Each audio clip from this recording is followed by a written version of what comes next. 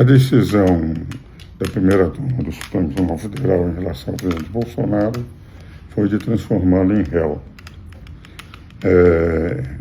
entendendo que houve uma tentativa de golpe através daquilo que se gravou no celular do Coronel Cid e, fundamentalmente, baseada a acusação na delação do Coronel Cid.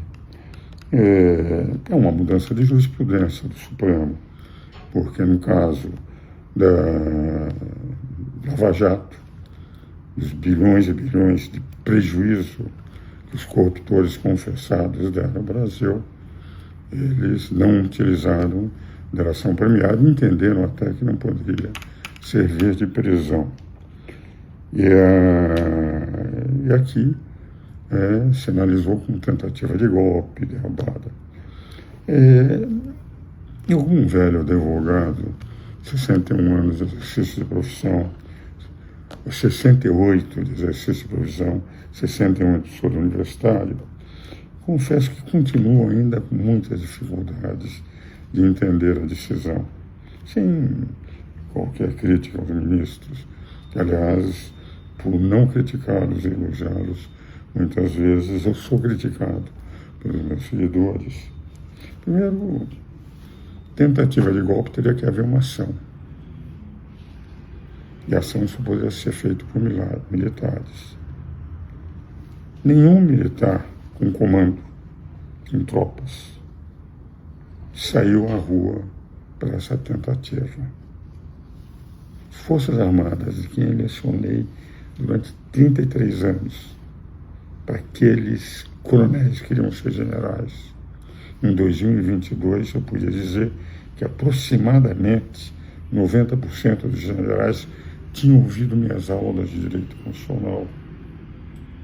E na hora dos debates, etc., eu percebia que não havia nenhum ambiente para qualquer um deles pensar, até porque minhas aulas eram de respeito à Constituição, não era de ruptura da Constituição. Então, tentativa precisa haver o ato.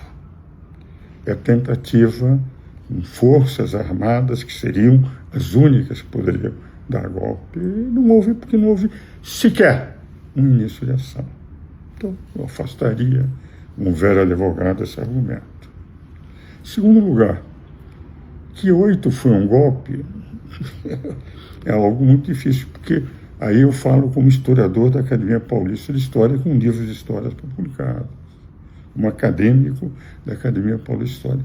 Nunca vi, estudando a história do mundo, e a minha primeira tese acadêmica sobre o impacto das despesas militares sobre os orçamentos públicos, analisando todas as batalhas até 1200, quando elas se multiplicaram de tal forma, aquelas conhecidas, que já não era mais possível citar.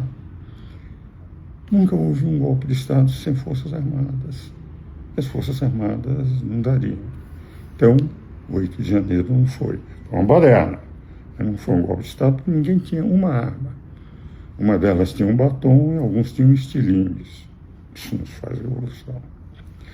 Terceiro elemento que me impressiona, chamar de golpista um documento que é considerado um documento, mas era um papel sem assinatura de estado de sítio. Estado de sítio é uma figura constitucional. É para garantir o Estado de Direito e não para romper o Estado de Direito.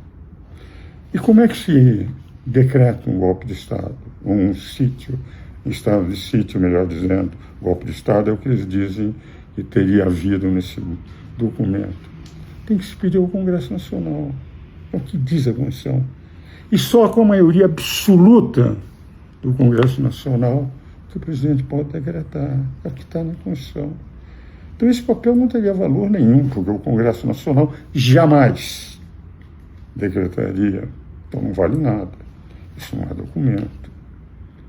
Quarto ponto que me parece importante, e esse aí, falo como advogado, e muitos dos advogados que eu conheço, alguns brilhantes advogados, respeitadíssimos no Brasil, como Zé de Oliveira, que é um dos melhores criminalistas, não tiveram acesso completo à delação premiada e ao documento. Quer dizer, como é que eu vou defender sem conhecer todos os elementos de acusação?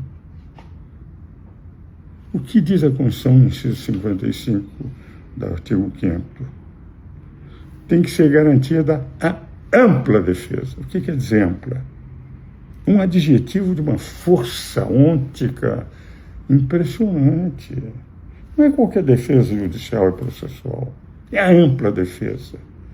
E eles se queixaram de que, na acusação, não tiveram acesso a toda a delação, a todo em que foi feita a investigação.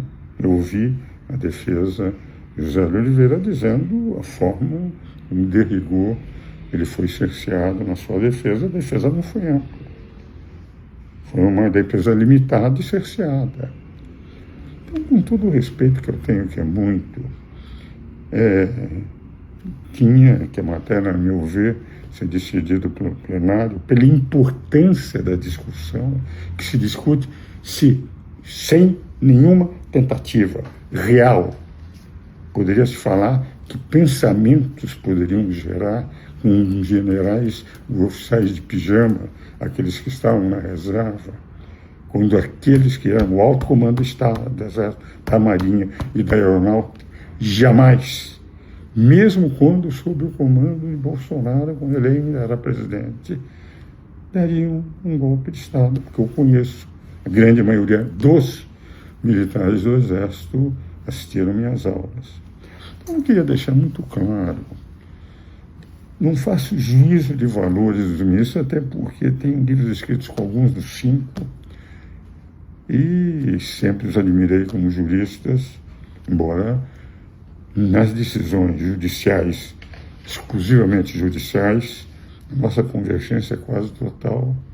Nossa divergência é quando entendo que eles estão vestindo vestes políticas e não judiciais.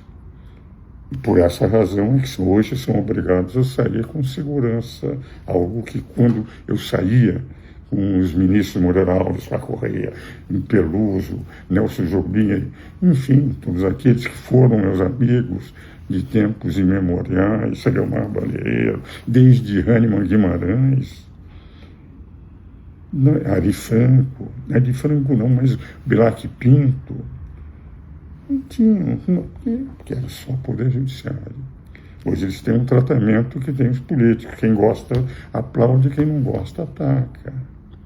Então, eu queria deixar claro que, com todo o respeito às decisões do Supremo, mas como um modesto advogado de província e apenas um esforçado professor de Direito Constitucional, há 61 anos, universitário, eu tenho a impressão que, do ponto de vista daquilo que eu vi discutir na Constituição, aqueles 20 meses que eu passei para comentar a Constituição, em que eu fui ouvido em audiências públicas na Constituição, pelos constituintes, mantendo permanente contato com Bernardo Cabral, visitando Ulisses Guimarães na sua casa, perto do Jockey Club, para discutirmos pontos da Constituição, em que se pretendia, como saímos de um regime de exceção, onde havia um poder dominante, ter 3 poderes